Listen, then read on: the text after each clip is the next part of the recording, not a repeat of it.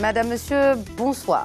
Les données personnelles massives, plus communément appelées Big Data et leurs implications, ont des répercussions sur toutes les entreprises, des entreprises unipersonnelles aux entreprises figurant dans le classement Fortune 500. Et à mesure que la collecte de données, leur analyse et leur interprétation deviennent plus facilement accessibles, elles auront un impact sur toutes les activités et ce, de plusieurs manières, quel que soit le domaine dans lequel vous opérez ou la taille de votre entreprise. Voyage au cœur du Big Data ce soir et tout de suite l'édito.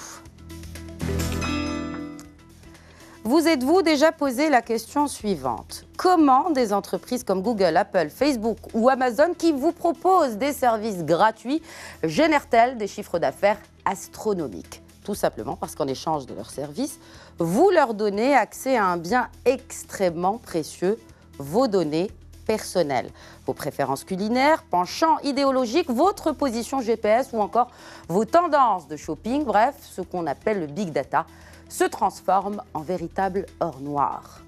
Mais comme pour le pétrole, cette nouvelle manne n'est pas sans risque de débordement, avec des conséquences dramatiques. D'abord, pour vous, utilisateurs naïfs de la toile dont la vie privée est tout bonnement commercée. Et puis pour les entreprises qui en font leur business, ça peut vite tourner à la catastrophe. 75 milliards de dollars, soit l'équivalent du PIB de l'Éthiopie, parti en fumée en une semaine seulement. C'est la plus grosse chute boursière de Facebook. Rappelez-vous, c'était le 16 mars dernier, date de l'éclatement du scandale Cambridge Analytica, cette société anglaise qui a mis son nez et exploité les données de plus de 87 millions de Facebookers, soit 2 fois la population de l'Argentine. À l'heure où les algorithmes rythment de plus en plus les activités économiques, sociales et même politiques, il conviendrait d'alerter sur les risques liés à ce business juteux. Alors oui, on entend souvent parler des problèmes de confidentialité sur Internet et que les géants du web utilisent nos informations personnelles à des fins commerciales. Comment ce business fonctionne-t-il? Quels acteurs sont prêts à racheter nos informations et dans quel but? C'est tout l'art du business model de la revente de données ou des big data. Ce soir, nous allons à notre tour mettre notre nez dans ce business qui pèse aujourd'hui pas moins de 150 milliards de dollars. Mes invités ce soir sont des professionnels du secteur des données. Tout d'abord, Amine Bennis, qui dirige une agence de marketing digital. Bonsoir et bienvenue. Bonsoir. Et à côté, Saïd Sebti, également un professionnel du digital, fondateur de l'agence WBNC. Bonsoir et bienvenue à vous aussi. Bonsoir. Alors, comme le veut la tradition d'Éco-Débat, nous plantons le décor en chiffres. Et le Big Data en chiffres, si on peut avoir l'infographie, Sarah en régie. Donc, 200 milliards d'objets connectés d'ici 2020. D'ici 2020 aussi, eh bien, 1,7 mégabytes de données seront créés chaque seconde par chaque personne, bien évidemment. Le volume des données mondiales double tous les 3 ans. 90% de ces données créées ont été créées ces 2 dernières années et seulement 1% ont été analysées. Le marché d'utilisation de Big Data pèsera quelque 1,2 trillion de dollars de plus. Donc pour les entreprises qui servent du Big Data et outils analytiques ont généré 130 milliards de dollars en 2016 et quelques 150 milliards en 2017. C'est dire l'évolution de ce marché que je disais donc juteux, que vous pouvez donc déduire par vous-même. Alors, messieurs, première question. Est-ce que le Big Data remplace-t-il le concept de Big Brother? Parce que finalement, nous sommes tous surveillés. Écoutez, l'idée de Big Brother au début a été connue à travers un livre qui décrivait comment, en fait, en surveillant les gens en permanence, on pouvait arriver à des comportements qui étaient abusifs, notamment, par exemple, de la part d'acteurs étatiques ou d'acteurs qui étaient malveillants. En fait, aujourd'hui, ce qui se passe, c'est qu'on est en situation de pouvoir accumuler beaucoup de données et l'enjeu pour la société, c'est de savoir est-ce qu'on va être en mesure de mettre en place les règlements, les habitudes d'utilisation, les garde-fous qui vont faire qu'on ne va pas aller vers une logique de Big Brother, mais qu'au contraire, on va être capable d'utiliser ces données pour produire des choses qui vont être bénéfiques pour la société et pas aller vers cette vision inquiétante qu'aujourd'hui on a pu commencer à discuter, notamment avec l'histoire de Facebook. Alors quel est le seuil justement pour ne pas basculer de Big Data à Big Brother? Amine Bennis. Bien, il n'y a pas trop de seuil, mais disons que c'est la sagesse qui va définir les choses. En réalité, tous les changements technologiques ou les changements sociaux ont toujours généré deux émotions contradictoires. Soit on est très content parce que ça va apporter des nouveautés, soit on est très inquiet parce que justement ces nouveautés, on ne sait pas où ça va nous mener. Évidemment, la théorie qui dit que c'est dangereux, il y a un philosophe qui en avait parlé qui s'appelait Gilles Deleuze, qui disait aujourd'hui on est dans une société de discipline. Ça veut dire on vous prend du berceau, on vous met dans l'école, on vous apprend des choses et on vous demande de tenir votre discipline. Et si jamais vous ne tenez pas votre discipline, on vous enferme dans un autre endroit qui s'appelle la prison. Et pour que votre discipline soit bien tenue, vous allez dans une autre boîte qui s'appelle l'entreprise. Et si vous n'êtes pas bien, vous allez dans une autre, etc., donc des boîtes partout. Mais on disciplinait les gens avec tout ça. Mais il disait maintenant on va passer de cette société-là à la société du contrôle. C'est-à-dire qu'on n'a plus besoin de vous inculquer la discipline, on va contrôler ce que vous allez faire. Parce qu'avant, on ne pouvait pas, on pouvait contrôler que les déviants. Maintenant, on n'a plus besoin, on peut contrôler tout le monde. Mais ça, c'est la théorie un peu inquiète. Un peu, on dit, ah, ça pourrait arriver. Évidemment, ça pourrait arriver parce qu'avant, il y avait 9 microprocesseurs sur 10 qui étaient dans des ordinateurs. On prévoit que dans 10 ans, il n'en restera plus qu'un et tous les autres seront dans des objets. Donc, il y aura ma montre, mais il y aura aussi mon canapé, il y aura ma cuisine, il y aura ma lumière. La maison, oui. Donc, évidemment, je serai complètement fliqué, si j'ai envie de dire ce mot. Et donc, on pourra tout savoir sur moi. Donc, cette donnée, elle sera là. La capacité à contrôler, elle sera là.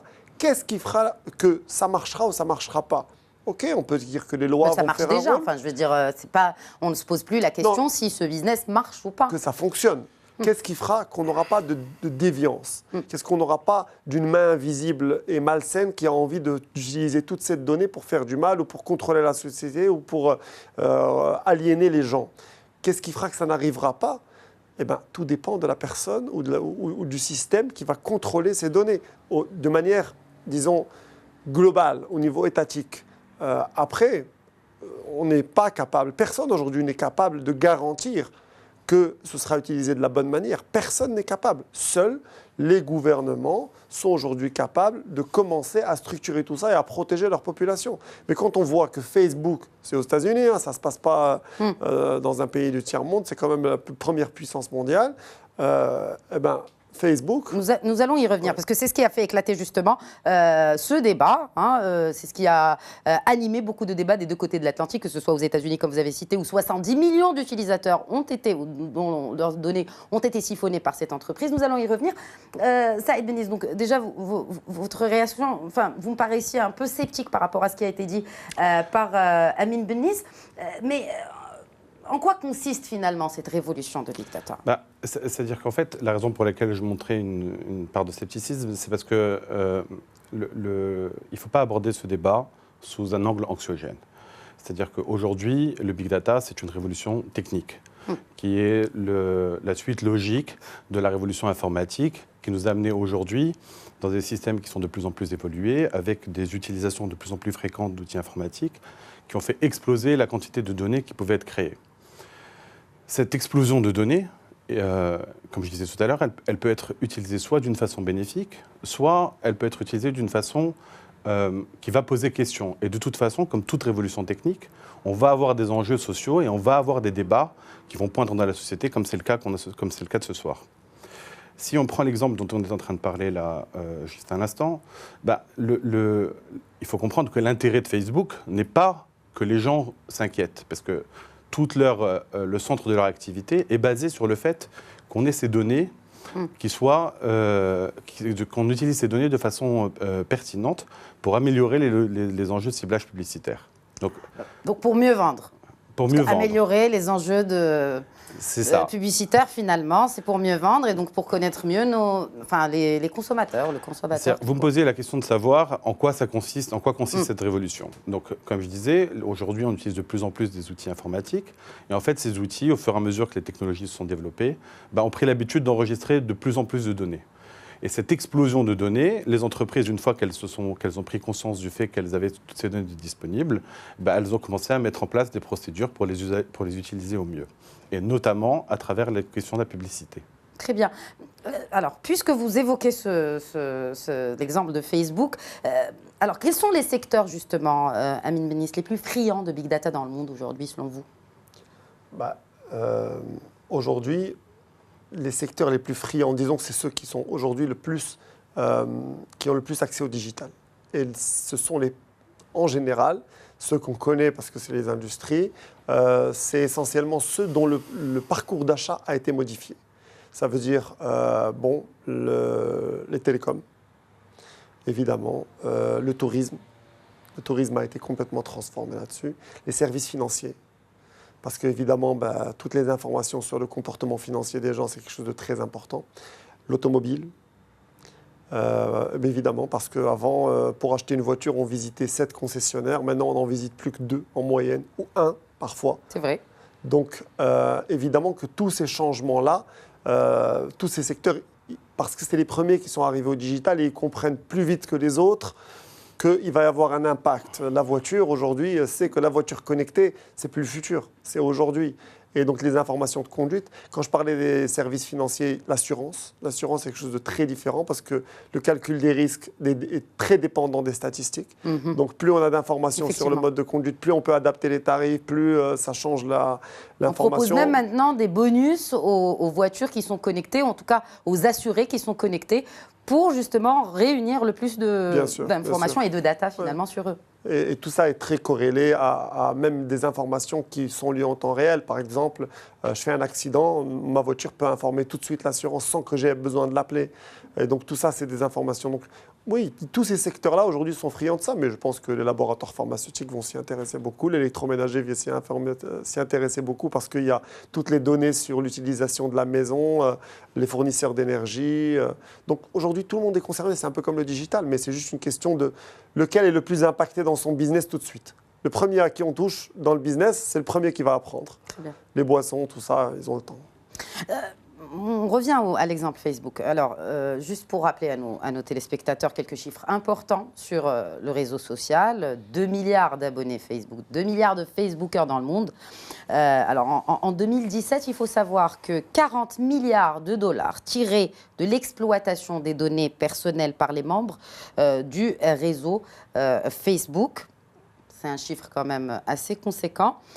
Revenons à présent sur le scandale Cambridge Analytica. 87 millions d'utilisateurs, comme je disais, concernés, et plus de 70 millions aux USA.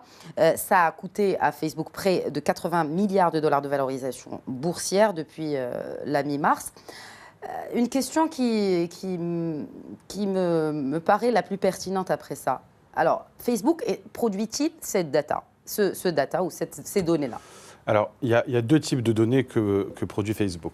Il y a les données que vous lui donnez de vous-même. Vous leur donnez votre nom, votre numéro de téléphone, vous lui dites qui sont vos proches parents, qui sont vos amis, qu'est-ce que vous aimez. Donc ça consiste en des données que vous donnez à Facebook. Et Facebook vous indique, quand vous signez les conditions générales d'utilisation, que ces données vous appartiennent. Mais est-ce qu'on les lit finalement, ces conditions d'utilisation, que ce soit pour Facebook, pour une application mobile? D'ailleurs, c'est le principal problème. C'est parce que comme finalement on est sur des questions, vous soulevez la question des données personnelles, en fait le problème c'est d'autoriser tous ces services-là à utiliser ces données, mais d'une façon qu'on soit capable de comprendre.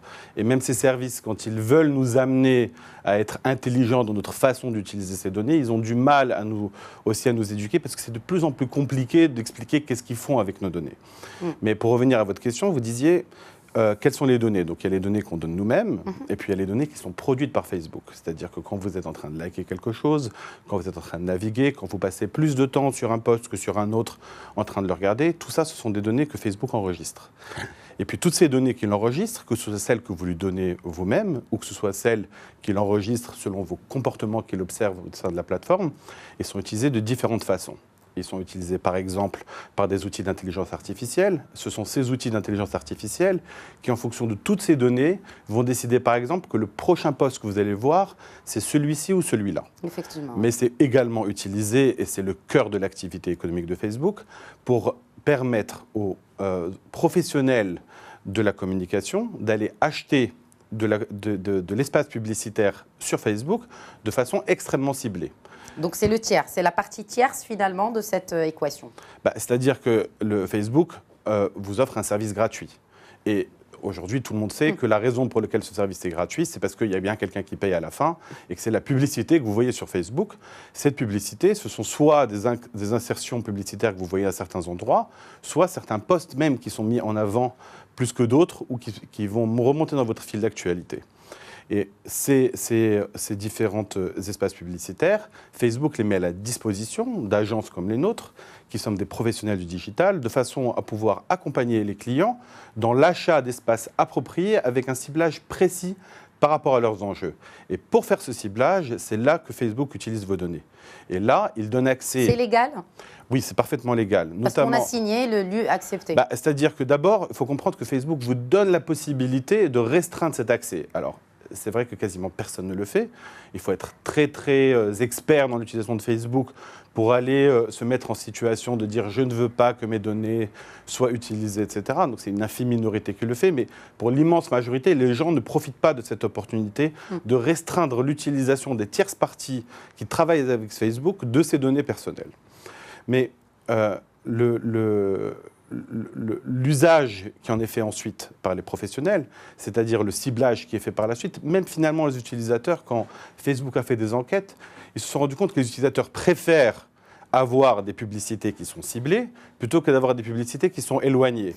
Alors parfois ça choque parce que on va voir quelque chose à un moment et puis 5 minutes après, on va se retrouver sur Facebook avec une publicité qui est en lien et puis là, on va se sentir un petit peu étonné de par le fait qu'on a été... Parce qu'on a fait une recherche sur Google, parce que ça nous arrive. Il suffit de faire une recherche sur Google et d'un produit en particulier ou d'un service en particulier pour retrouver la publicité d'une entreprise qui propose ce genre de service sur Facebook. Donc là, vous avez cité Google. On a les deux. Alors, quand vous citez Google, en fait, une fois que vous avez cliqué sur Google, vous arrivez sur un site. Des fois, sur ce site, il y a un petit module Facebook. Et c'est ce module Facebook qui va informer Facebook que vous êtes arrivé sur cette page. Donc, mais c'est vrai que finalement, ce sont ces 3-4 gros acteurs qui passent leur temps à vous surveiller, quel que soit l'endroit où est-ce que vous allez, et qui, derrière, vont se servir de ces informations pour les mettre à la disposition de professionnels comme nous, qui ensuite, on va utiliser, nous, ces données-là, de façon à pouvoir amener le message le plus pertinent vers les personnes les personnes qui vont intéresser nos clients. Donc, c'est là que se situe le cœur de la mécanique de l'or noir. Et quand vous parliez des secteurs qui aujourd'hui étaient en pointe, aujourd'hui, en fait, le secteur qui est en pointe, c'est le secteur des médias. C'est le secteur qui, aujourd'hui, a le plus développé cette logique-là. C'est celui qui accumule le plus de données. Alors, on entend médias au sens large. C'est plus seulement les médias comme on l'entendait auparavant, c'est-à-dire les entreprises comme Média qui produisent du contenu. Mais aujourd'hui, Facebook, lui, se pense comme un média. Google, lui aussi, se pense comme un média, puisqu'en fait... Mais ça l'est. Enfin, je veux dire, on a un fil d'actualité. Les gens consultent leur fil d'actualité pour être informés, pour être divertis, pour garder contact. En tout cas avec le monde réel finalement, à travers le monde virtuel. Je me tourne vers Amine Bennis. Et cette question-là de Cambridge Analytica, est-ce qu'elle ne concerne que cette entreprise-là? Est-ce que cette entreprise a été dans sa démarche un peu hors la loi, selon vous? Ou elle a fait les choses en bonne et due forme et dans le cadre d'une loi qui régit justement la revente des données personnelles? Pour faire le lien un peu avec ce qu'on disait avant, vous dites effectivement Facebook est un média. Oui. Mais Facebook ne produit pas un seul contenu. Et c'est là où émerge cette idée de la data. C'est que le plus grand média du monde ne produit pas une ligne. C'est un peu comme toutes les entreprises digitales. Uber n'a pas de véhicule. Exactement. Exactement. Et du coup, c'est cette capacité à avoir de la data, à connecter des gens. Donc, c'est technologie plus data. Leur seul business, c'est ça. Et tout le reste, c'est les gens qui le donnent. C'est les médias qui le mettent à profit et les gens qui le consomment. Alors, du coup, par rapport à cette histoire de Cambridge Analytica, aujourd'hui, il y a eu cette histoire-là. Je pense que légalement, on ne saura jamais comment ça se passe vraiment. Mais ce qui est sûr, c'est qu'il y a un peu plus que 2 ans, tout le monde, en tout cas tous les outils de e-réputation qu'on utilisait, donnaient accès à toutes les informations qu'il pouvait y avoir sur Facebook en termes de contenu, en termes de data, etc., jusqu'à ce que dernièrement, Facebook commence à coder et que ce soit plus accessible et qu'il coupe complètement, parce que ces données étaient régulièrement vendues à ces outils à travers des partenariats internationaux. Donc, pas vendus dans la mesure où ils n'étaient pas donnés, mais ils étaient loués, disons. Donc, on avait cette information en permanente. Donc, oui, effectivement, que les gens puissent avoir accès à nos données, oui. Et je pense que de toutes les façons, il faut accepter une chose. Dès lors qu'on vous livre un produit gratuit, sachez que le produit, c'est vous. C'est une jolie métaphore et puis finalement, c'est cela. Nous sommes les produits de ce qu'on consomme finalement. Enfin, la boucle est bouclée, mais est-ce qu'aujourd'hui, quand on parle d'un Facebook, d'un Google, aujourd'hui, nous parlons quand même d'utilisation de tous les jours. Est-ce que nous ne sommes pas le dindon de la farce? Est-ce qu'il y a moyen de nous protéger nous-mêmes en tant qu'utilisateurs de ces, que ce soit réseaux sociaux ou moteurs de recherche, tout simplement? Alors, est-ce qu'on est les dindons de la farce? C'est un sujet intéressant. C'est-à-dire que aujourd'hui, ces outils-là vous donnent les possibilités de ne pas permettre à des tierces parties d'utiliser vos données pour faire du ciblage publicitaire. Donc, vous pourriez prendre du temps pour aller sur chacun de ces outils et systématiquement choisir de désactiver telle logique de suivi. Vous avez des outils que vous pouvez mettre en place, mais la réalité, c'est que même moi, par exemple, qui connais le métier, qui faisait extrêmement attention en permanence, aujourd'hui, c'est quasiment impossible parce que à chaque fois que vous utilisez une nouvelle application, on vous demande des autorisations. À chaque fois que vous vous mettez à jour, il y a une nouvelle actualisation de la politique de confidentialité ou d'accès aux données qui change. Donc, c'est-à-dire que ça réclame une expertise et une acuité de tous les instants. Donc, la réalité, c'est que tant que tous ces services seront gratuits, eh ben, le pendant, c'est qu'on vous suit, en fait, qu'on suit vos usages. Donc, Facebook a parlé de la possibilité éventuelle de commencer à rendre ces services payants de façon à ce que vous soyez plus suivis, par exemple. Donc, moi, j'ai quand même la conviction qu'on va arriver un jour à un niveau d'éducation générale de la population qui fera qu'il y aura des gens qui seront intéressés par ce type de service. C'est intéressant que vous souleviez ce point. Selon un sondage mené par le Washington Post, c'était en janvier 2017, déjà avant même que ce scandale de Cambridge Analytica n'éclate, eh bien 16% des personnes interrogées se disaient prêtes à débourser $7 par mois pour que leurs données personnelles ne soient pas exploitées. Donc le concept de Facebook payant. Et même 42% étaient disposés à être rémunérés pour que ce qui est fair, ce qui est juste à mon sens, oui. Que les données, on utilise mes données, tant qu'à faire que j'en profite aussi. Alors, il y a eu des expériences où on a essayé de rémunérer les gens, mais la réalité, c'est que toutes ces expériences de rémunération, en réalité, ne fonctionnent pas vraiment. Donc, c'est plutôt la logique dans laquelle les gens vont payer un service pour faire en sorte de ne pas avoir de suivi. Mais je voudrais quand même rassurer les gens, parce que là, on est en train de dire un certain nombre de choses qui pourraient être anxiogènes. Aucune de ces données n'est livrée de façon nominative à des tierces parties. Nous, quand on est amené... C'est au hasard? Alors, non, elles sont anonymisées. D'ailleurs, Facebook, par exemple. Anonymisées, vous avez des photos. Oui, mais après, il faut aussi voir une chose. Si on vous demandait de vous mettre une petite puce dans le bras, et on va savoir tout ce que vous faites, à qui vous parlez, où est-ce que vous allez, qu'est-ce que vous mangez, comment vous dormez, combien de temps vous passez au travail, tout ça. Est-ce que vous accepteriez de le faire? Écoutez, de toute façon, vu comment les choses sont en train d'évoluer dans notre société, c'est sûr que je dirais non par principe, pour ne pas être épié H24, 24 heures sur 24. Mais je me retrouve finalement dans cette réalité aujourd'hui sans vraiment le savoir. Voilà. Sans savoir que mes discussions avec, que ce soit des amis sur Facebook ou même ne serait-ce que ma date d'anniversaire soit divulguée à des sociétés. Alors les gens, ce qui est important de voir, c'est qu'est-ce qui fait que vous acceptez de le faire. C'est que c'est pas pour rien que vous le faites. Vous y en tirez un énorme profit. Vous en tirez un énorme bénéfice. Il ne faut pas occulter ça. Et souvent, les gens s'angoissent parce qu'on occulte l'avantage. Quand vous partagez vos photos sur Internet, vous ne les donnez pas à Big Brother, vous les donnez à vos amis. Quand vous mesurez votre activité cardiaque pendant du sport, vous ne les donnez pas à Big Brother, vous les donnez à vous voulez savoir comment ça va, est-ce que votre santé physique va bien. Donc toutes ces informations, on se les donne d'abord à nous ou on les donne à quelqu'un d'autre parce qu'en général, on veut partager cette information. Alors ce qui nous gêne, c'est que se dire oui, je le partage, mais je n'ai pas envie que des gens que je ne connais pas sachent toutes ces choses-là. Oui, c'est vrai. Maintenant, c'est pour ça que je parlais tout à l'heure de sagesse du système. Globalement, heureusement, Facebook n'est pas seul, parce qu'il y a d'autres systèmes. Et heureusement, il y a une espèce d'autorégulation. Parce qu'il ne faut pas oublier, Facebook aujourd'hui, ça existe. Mais Facebook a racheté Instagram. Facebook a racheté WhatsApp. Pourquoi donc?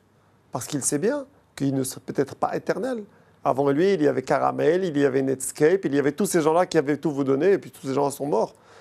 Donc, les choses sont en train d'évoluer. Alors, oui, les données, ça apporte énormément d'avantages. Les données, imaginez, c'est de l'expérience.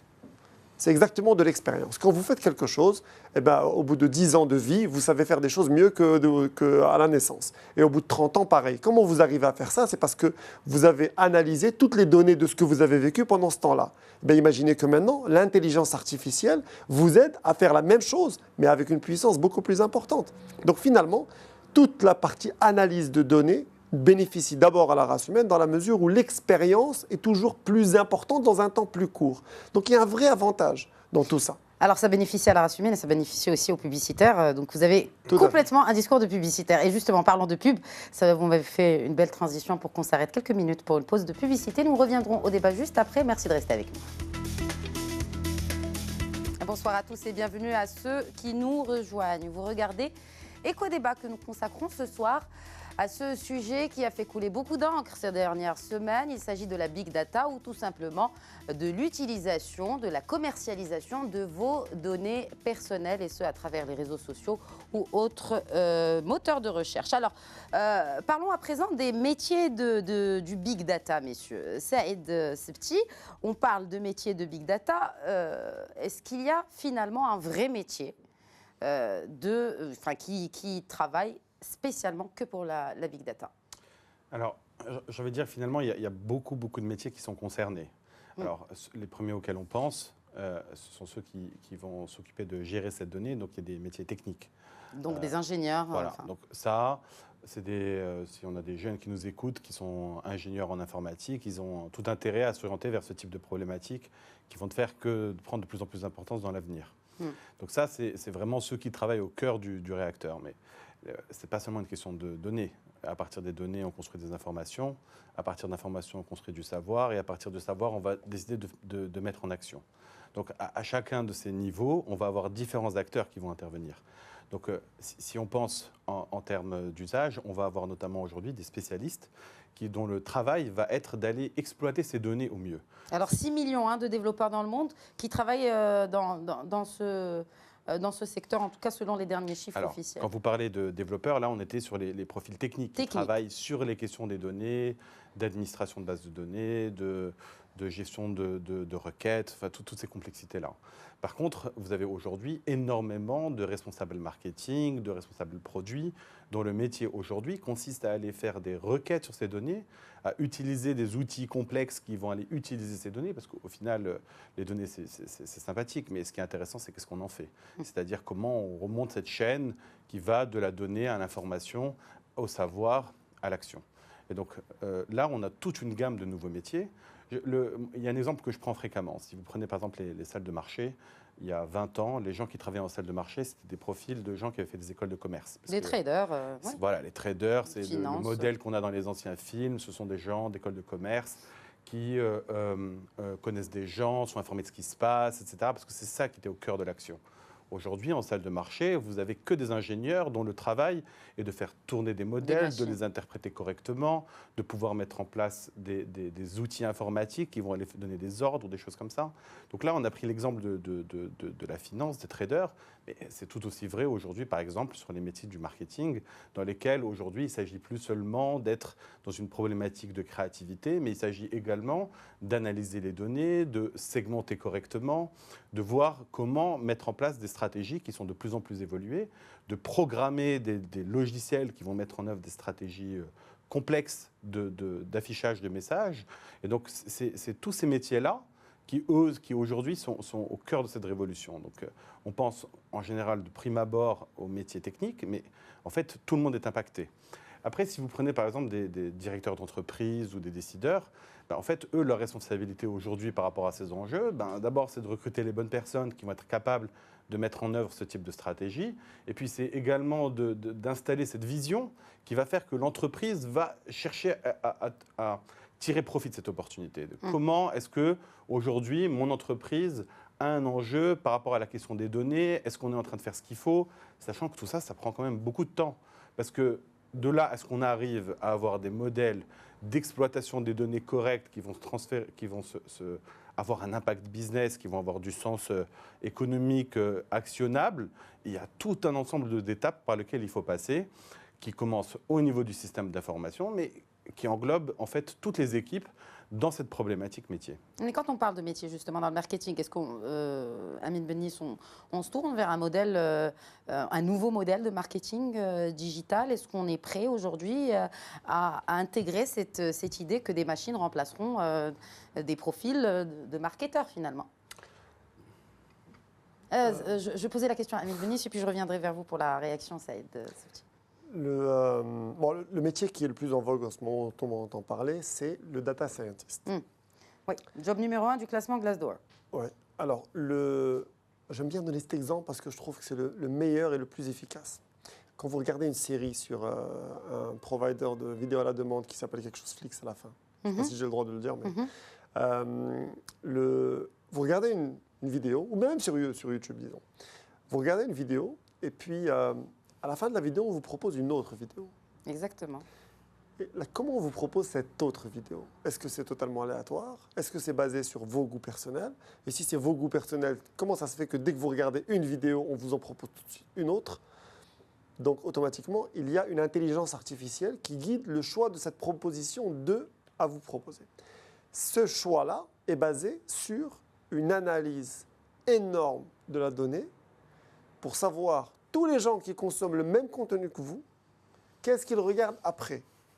Et il y a plusieurs scénarios. Sur les différents scénarios, on parle de millions de données, il y a des scénarios qui se confirment au fur et à mesure de l'expérience, comme on parlait tout à l'heure. Et ce qui fait qu'en général, quand vous regardez ça, on vous dit, puisque vous avez regardé cette série est susceptible de vous intéresser. Et en général, elle vous intéresse. Et vous dites quand même, c'est génial, comment ils peuvent savoir. Et au bout d'un moment, vous êtes même content qu'on reconnaisse. Qu'on fasse le travail à votre place. Exactement. Finalement. Donc le marketing, c'est ça. Parce que finalement, le marketing, si on revient à la définition au départ, le marketing, c'est né quand on pouvait produire plus que ce qu'on pouvait vendre. Parce qu'avant, dès qu'on pouvait vendre que ce qu'on pouvait produire. Donc il n'y a pas de problème. Quand il y a eu une offre plus importante, il a fallu bien cibler les choses pour que les gens trouvent des choses qu'ils préfèrent. Eh bien, le marketing est totalement chamboulé maintenant. Quand vous prenez par exemple tous les téléphones que vous voyez, etc., ils évoluent d'une version sur l'autre avec des petits changements. Ces petits changements ne sont pas guidés par un designer qui est dans son bureau et qui réfléchit. C'est guidé par des data scientists qui regardent toute l'utilisation que vous faites de ce produit-là. Donc toute cette utilisation étant analysée, on ressort des choses, des scénarios en disant tiens, ça fonctionne mieux comme ça. Et la capacité de cette personne à transformer une donnée brute en information, en connaissance, et bien finalement, ça va permettre de guider sur un nouveau marketing. Avant, le marketing se basait sur les études de marché. On allait dire, alors vous aimez bien ce shampoing? Mais c'est une étude de marché que fait le data scientist voilà, mais finalement. Au lieu de vous demander... Via des algorithmes, au lieu d'avoir des échantillons de population. Voilà, c'est comme si on avait des petits capteurs connectés dans le shampoing et qu'on pouvait savoir, au lieu de vous dire, est-ce que vous aimez ce shampoing, ben, vous arrivez, parce que vous avez aimé ce shampoing, ben, il y a celui-là aussi. C'est pour aller dans des trucs qui n'existent pas aujourd'hui, ou peut-être même ça existe, mais grosso modo, dans tout ce qui est connecté aujourd'hui, il y a cette possibilité. Et c'est à ça que servent aujourd'hui les données principalement. J'aimerais qu'on parle de notre continent à présent. Nous sommes en Afrique et puis après nous allons parler du Maroc. Nous en sommes où au niveau de notre continent, de ce big data, Saïd Sebti? C'est-à-dire que quand on aborde cette problématique, aujourd'hui, vu qu'on est dans un espace monde qui est ouvert, les gens sont de plus en plus informés. Mais il y a des acteurs un peu plus actifs que d'autres. Non, mais en fait, ce que je voulais dire, c'est que les gens sont informés de ce qui se passe, par exemple en Europe, aux États-Unis. Donc, on voit cette révolution à l'œuvre. Et cette révolution, aujourd'hui, elle existe parce qu'en fait, il y a tout un certain nombre d'étapes qui ont eu lieu auparavant où des données ont été créées, des systèmes ont été mis en place, on a eu l'habitude de les enregistrer, puis ensuite, on a monté des équipes, etc. Donc, en fait, il y a tout un ensemble d'étapes par lesquelles on est passé. La problématique de numérisation en Afrique, on est en train de suivre le même chemin. Alors, on est parti un peu plus tard, mais on avance plus vite parce que, en fait, les gens ont conscience de la révolution qui est en face de nous. Et en fait, les décideurs sont de plus en plus rapides à prendre ce type de décision et à avancer. Donc, j'ai envie de dire, c'est une problématique et ce sont des opportunités plus pour demain et pour aujourd'hui que, en termes de mise en place, que le fait qu'aujourd'hui, on est en train d'en bénéficier. Maintenant, l'usage qui est fait en Afrique, ce n'est pas forcément de produire des données, Mais par contre, de les exploiter. Donc, Facebook est utilisé aujourd'hui, c'est un exemple qu'on a cité aujourd'hui à plusieurs reprises en termes d'usage, mais enfin, il y a les autres plateformes également, Google ou autres, qui sont utilisées dans ces questions-là. Si vous vous mettez à la place d'un exportateur marocain, par exemple, et qu'il se dit, j'ai des enjeux en termes de marketing au Nigeria ou autre, aujourd'hui, en utilisant ce type de plateformes qui sont extrêmement utilisées par les utilisateurs, on peut récupérer un volume de données absolument phénoménal pour être capable déjà de faire des analyses quand même assez précises sur des opportunités de marché. Et on va être également capable d'installer une marque, de faire de la publicité extrêmement dans des pays qui sont éloignés avec beaucoup de précision. Donc les enjeux et les possibilités en termes d'usage sont là. Par contre, aujourd'hui, que l'Afrique soit un acteur en termes de production, soit de données qui appartiennent à des compagnies africaines, soit de producteurs d'ingénierie autour de ces technologies-là, je dirais que c'est plus des problématiques pour demain. Le dernier point, peut-être, excusez-moi juste un instant, le dernier point, on voit quand même les grandes entreprises aujourd'hui sont en train de révolutionner leur approche de leur système d'information. Il y a tout un nouvel enjeu aujourd'hui de ce qu'on appelle le système d'information marketing. C'est-à-dire de la même façon qu'elles ont développé leur système d'information financier il y a une vingtaine d'années, qu'elles ont développé leur système d'information RH il y a 10 ans, aujourd'hui, leur système d'information commerciale il y a aussi quelques années, maintenant, elles sont en train de développer leur système d'information marketing. Quand elles vont développer ce système d'information marketing, elles vont avoir un afflux de données qui va être automatique puisqu'il est lié à cet enjeu-là. Et puis à partir de là, elles vont pouvoir commencer à posséder des données et devenir acteurs. Non pas seulement utiliser les données d'autres acteurs comme Facebook ou autres. On les achète, ces données ? Alors, en fait, il y a tout un écosystème qui fait qu'on peut acheter des ciblages, des choses comme ça dans des stratégies publicitaires. Vous, en tant que professionnel, est-ce que vous achetez des données bien sûr. De Google, de Facebook ? Pas nominatives. On achète des données dans le sens où on achète des ciblages.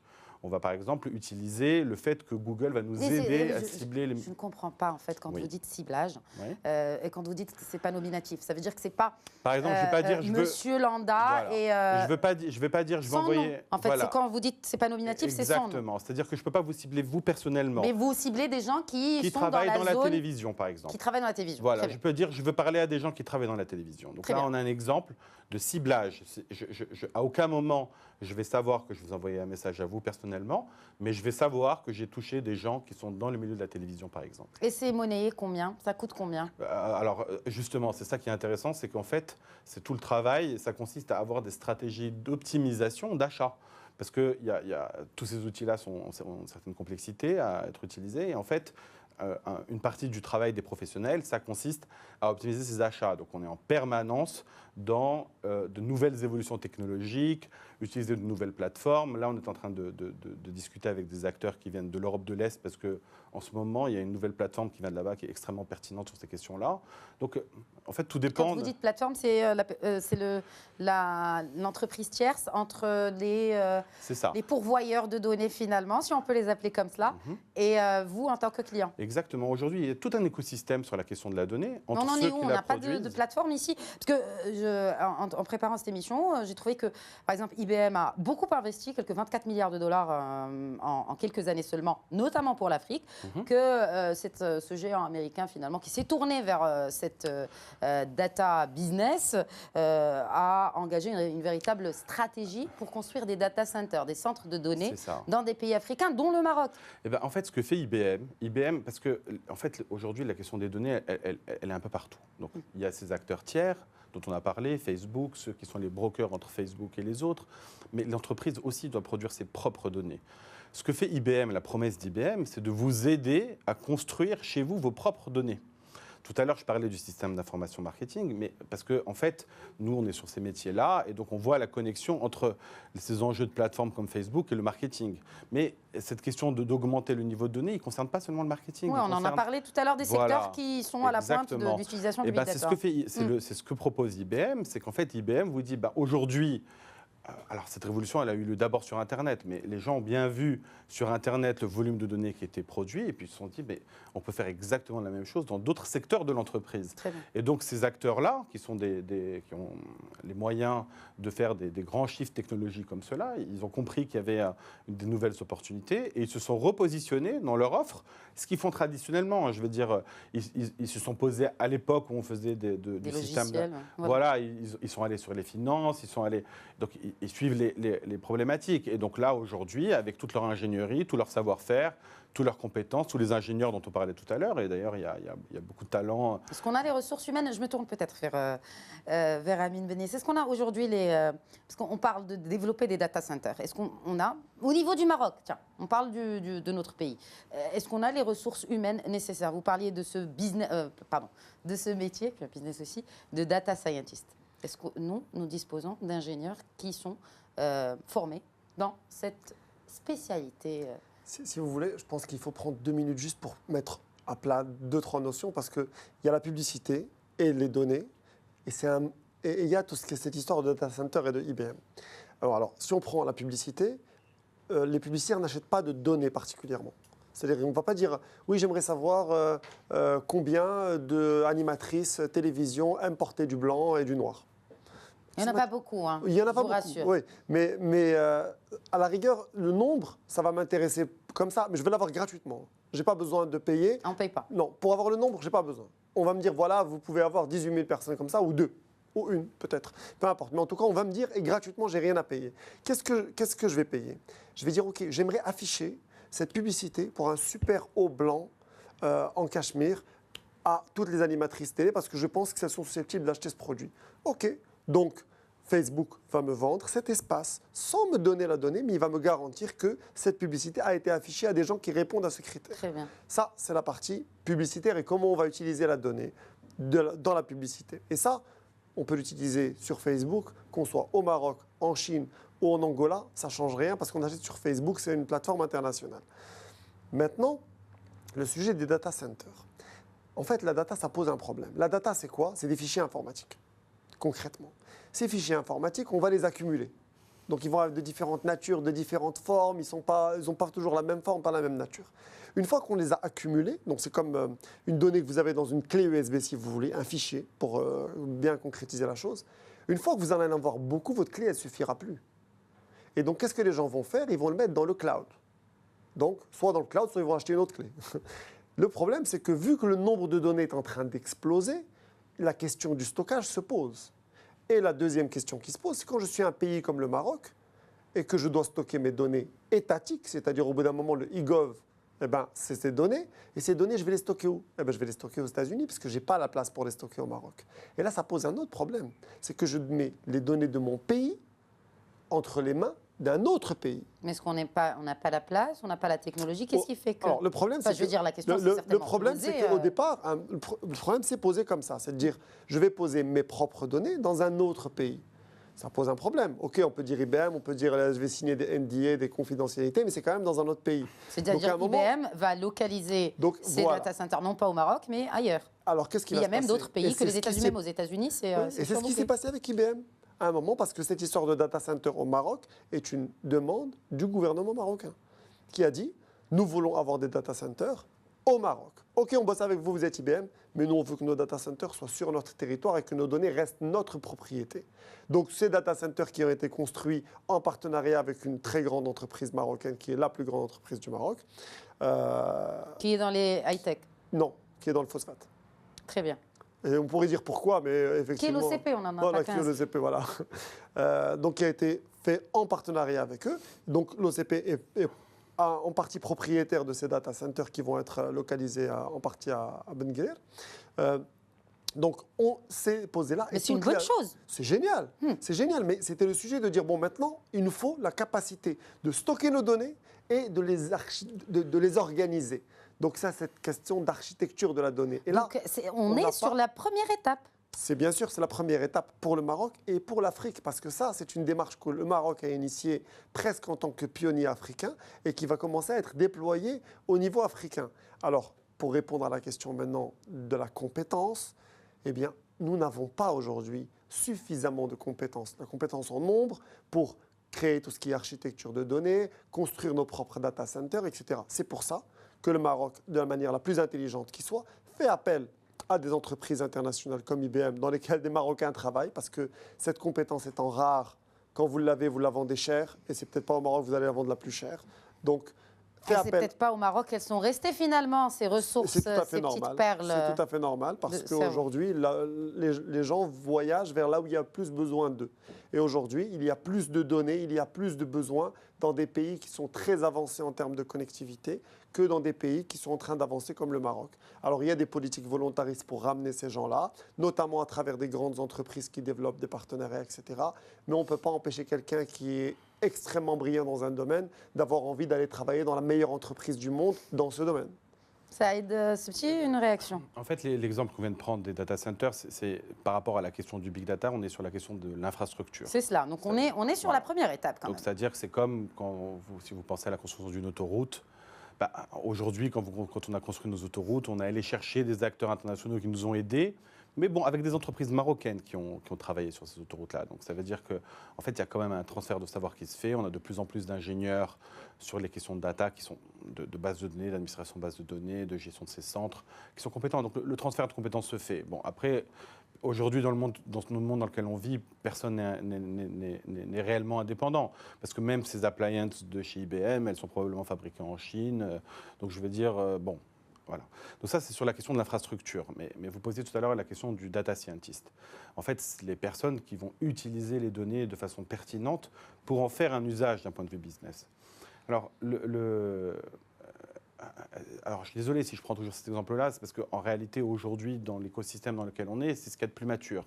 Mais aujourd'hui, quand on gère, par exemple, une page sur Facebook, Facebook nous donne accès quotidiennement à plus de 900 données, types de données, pas 900 données, 900 types de données différentes par page, et près de 850 types de données différentes pour chacun des posts qui est publié. Donc ça paraît absolument incroyable de se dire qu'il y a autant de données, mais un des enjeux, c'est qu'est-ce qu'on en fait ?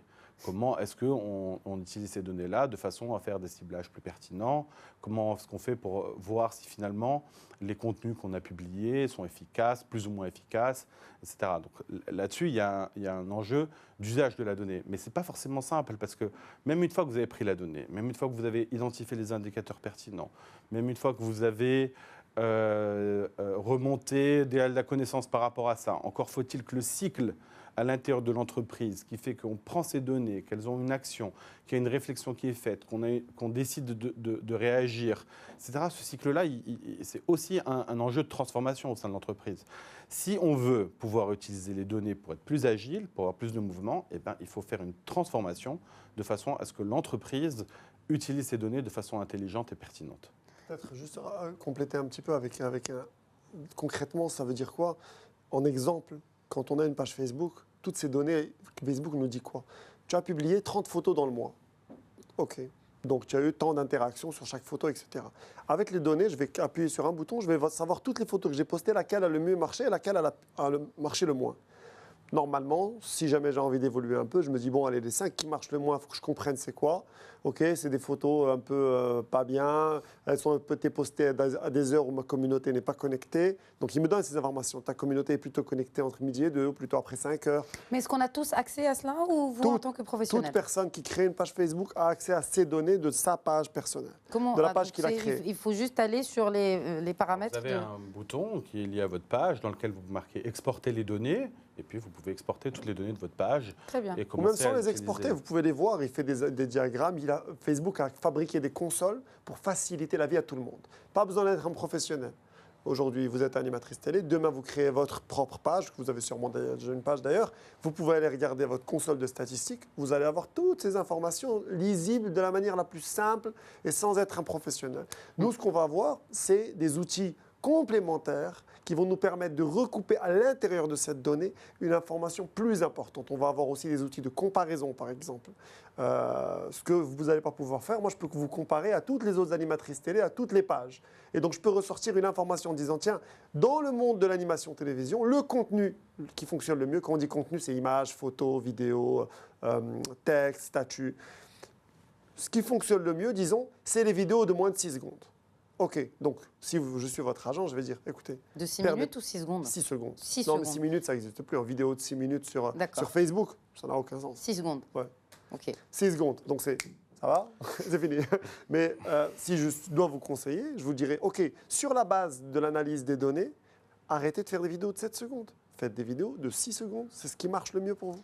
Je voudrais justement, puisque vous êtes dans les recommandations, il nous reste 2 minutes, messieurs, 1 minute pour chacun, pour un mot de la fin et pour vos recommandations, et notamment pour que ce business de Big Data se développe chez nous au Maroc, et sans pour autant qu'il ne touche à l'éthique, et sans qu'il ne touche finalement aux consommateurs dans un peu sa vie privée, même si c'est une utopie. Ça aide. Je pense par rapport à la question de l'éthique, aujourd'hui au Maroc, on n'a pas à rougir. Je veux dire, le travail que fait par exemple la CNDP est un excellent travail parce que ce n'est pas tellement le problème du big data, c'est plus le problème de la donnée personnelle. Personnel, oui. Donc et là, la CNDP fait un excellent travail et je pense qu'on peut s'enorgueillir du fait qu'aujourd'hui, il y a tout ce chemin qui a été fait. Et globalement, les gens peuvent aussi se tranquilliser, les acteurs professionnels au Maroc sont responsables. C'est-à-dire que les entreprises ne font pas n'importe quoi avec vos données. Elles ont intégré ça et elles travaillent en conformité avec la législation marocaine. Et qu'est-ce qu'il nous reste à faire? Brièvement. Alors, ce qu'il nous reste à faire aujourd'hui, c'est, je pense, probablement amener cette révolution au niveau des décideurs, de se dire, il y a une transformation digitale, il y a une opportunité à saisir de ce point de vue-là. Et donc, à ce moment-là, d'insuffler l'énergie au sein des équipes pour mettre en place cette transformation et profiter de cette opportunité. Amine Benis, un dernier mot. Écoutez, pour tout ce qui est éthique, je pense qu'aujourd'hui, le gouvernement marocain s'en occupe et que c'est des sujets pour des gens qui sont bien plus avancés en termes de données, justement. Et donc, c'est un des sujets internationaux. Pour le Maroc, franchement, pour l'instant, on est loin. Donc, ce que j'ai envie de dire aux entreprises marocaines, vous avez des données qui sont les données de vos clients. OK, intéressez-vous-y. Vous les collectez, intéressez-vous-y. Vous en apprendrez énormément de choses. Parce que l'urgence aujourd'hui, c'est d'avoir des entreprises qui innovent. Et donc, que les entreprises marocaines se servent de ces données pour innover, OK, c'est vraiment le vrai challenge du Maroc aujourd'hui. Et puis, le dernier mot pour les gens qui veulent faire ce métier de data scientist, allez-y, vous ne posez pas de questions. C'est un métier qui n'a aucune crainte pour l'avenir. Si vous êtes bon, vous allez faire un carton. En tout cas, nous avons certainement parmi nos téléspectateurs des ingénieurs, de futurs ingénieurs et aussi data scientists, parce que c'est un peu has-been de dire ingénieur. Merci beaucoup, messieurs, pour l'ensemble de vos éclairages. Merci à nos téléspectateurs de leur fidélité. Je vous donne rendez-vous, bien évidemment, la semaine prochaine pour un nouvel épisode d'Éco-Débat, votre rendez-vous avec l'économie, la finance et bien sûr la high-tech sur Médien TV Afrique. Très bonne semaine à tous.